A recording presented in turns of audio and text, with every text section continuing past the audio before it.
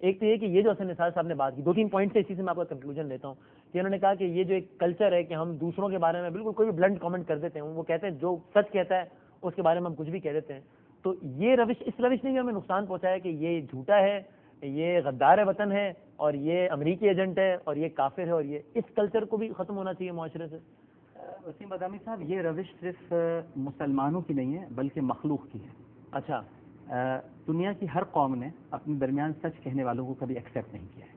اسے مسلمانوں کی بات نہیں ہے. اچھا. جی ہاں، آپ جیوس کی تاریخ پڑھ لیں، انہوں نے بھی اپنے کوئی 170 انبیاء کو قتل کیا ہے.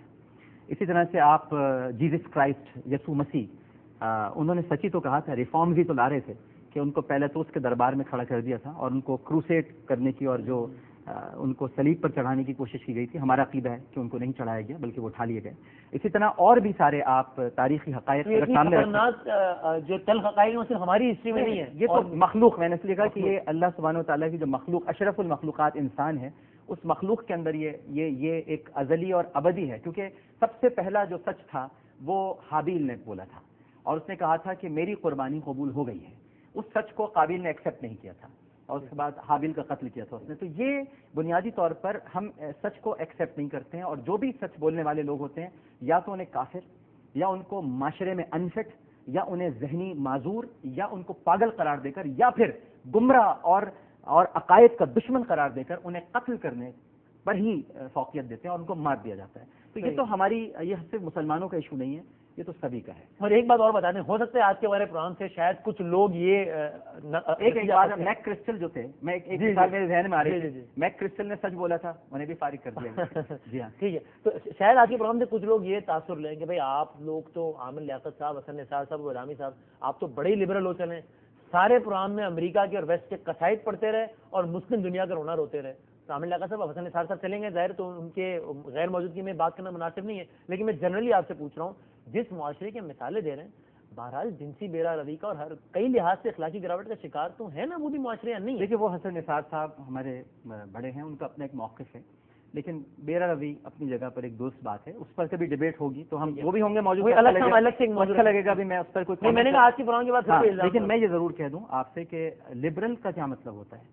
لبرل کیا ہوتا ہے؟ لبرل اسلام پر عمل کرنے والا اور مسلمان سب سے بہترین لبرل ہوتا ہے. آپ لبرل کہتے ہیں اپنا؟ سبھی لبرل ہیں، ہم سارے مسلمان لبرل ہیں، کیونکہ ہم قریش کی اس روایت کو ختم کرنے کے لیے اس دنیا میں بھیجے گئے تھے کہ جو بچیوں کو زندہ دفن کرتے تھے، جو جھوٹی قسمیں کھاتے تھے، جو سود اور رشوت لیا کرتے تھے.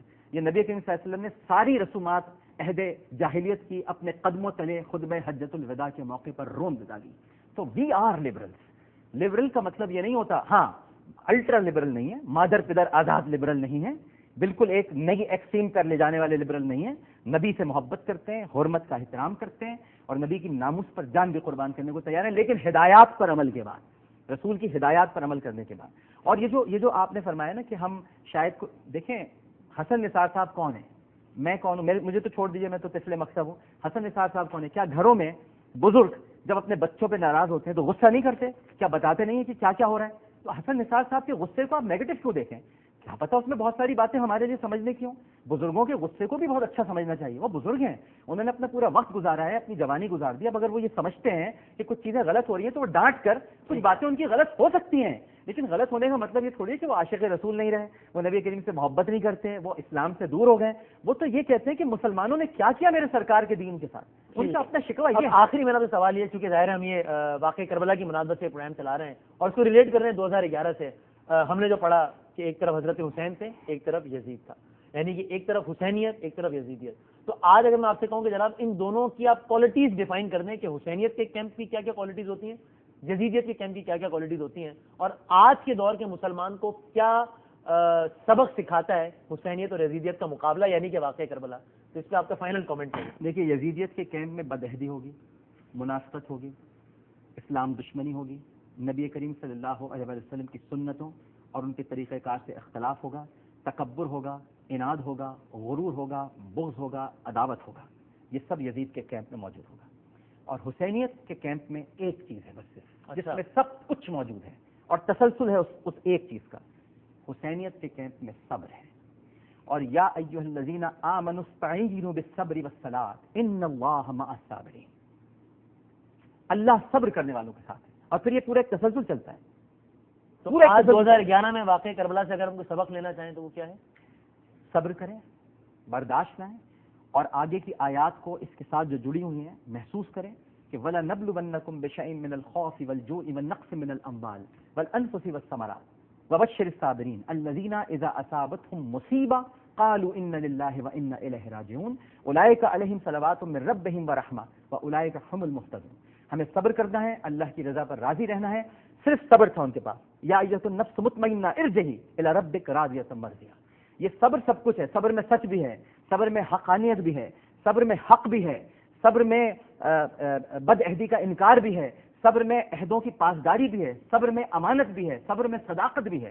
سب کچھ صبر میں عمل ہے. یعنی اسی کہ شاید کچھ لوگ آپ کی بات سے تاثر لیں گے، آپ کہہ رہے ہیں صبر کرو، ٹھیک ہے کرو، اپنی صبر کرتے رہو، اللہ بہتر کرے گا. صبر کا مطلب ہی عمل ہے. عمل بھی ہے نا، صبر ہی عمل ہے. صبر از اے ورب. صبر جو ہے ورب ہے. یہ تو نہیں کہ میں گھر پہ بیٹھ جاؤں جی صبر کر رہا ہوں اللہ بہتر کرے گا. عملی تو ہے. یہ سب سے پہلے عملی تو کرنا پڑے گا.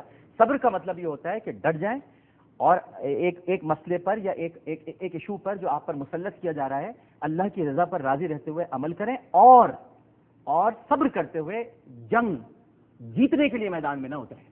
اس لیے جنگ جیتنے کے لیے نہ اتریں. جنگ صرف جیتنے کے لیے نہیں ہوتی. جنگ اپنے موقف کے اظہار کے لیے ہوتی ہے. جنگ نظریات کے تحفظ کے لیے ہوتی ہے. جنگ دین کو بچانے کے لیے ہوتی ہے. جنگ صرف جیتنے کے لیے نہیں ہوتی. کربلا میں اگر حضرت حسین امام علی مقام جنگ جیتنے کے لیے نہیں اترے تھے. امام علی مقام اپنے نانا کے دین کو بچانے کے لیے اترے تھے، اور وہ جانتے تھے کہ ظاہری طور پر وہ جنگ ہار جائیں گے. لیکن امام علی مقام کو پتا تھا کہ جب بی بی زینب یزید کے دربار میں خطبہ دیں گی تو اس وقت اذان ہوگی، اور جب اذان ہوگی تو وہ کہیں گے کون جیتا، کس کا نام لیا جا رہا ہے، تیرا نام لیا جا رہا ہے یا ہمارے نانا کا نام لیا جا رہا ہے. فتح بہرحال نبی کریم صلی اللہ علیہ وآلہ وسلم ہی کی ہوگی، اور انہی کے اقدار کی ہوگی، انہی کی سنت کی ہوگی. لہٰذا جنگ جیتنے کے لیے نہیں اترا جاتا، موقف کے اظہار کے لیے اور نظریات کے تحفظ کے لیے اترا جاتا. بہت بہت شکریہ ڈاکٹر عامر لیاقت حسین صاحب ہمارے ساتھ موجود تھے. حسن نثار صاحب بہت شکریہ آپ کا بھی، آپ ہمارے ساتھ موجود تھے. مقصد یہی تھا کہ ذرا بات کریں کچھ کرنٹ افیئرس پر ہی. یعنی کرنٹ افیئرس پر ہم بات تو کرتے رہتے ہیں لیکن کرنٹ افیئرس کی پولیٹیکل سائڈ پہ بات کرتے ہیں.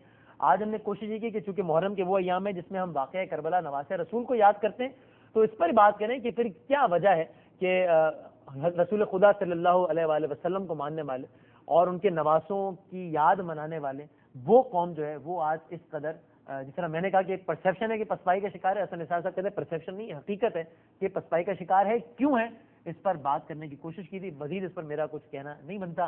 ہمارا ای میل ایڈریس ہے 11hour@arYnews.tv. پروگرام دیکھنے کا بہت شکریہ. اگلے پروگرام تک کے لیے اجازت دیجیے. اللہ حافظ.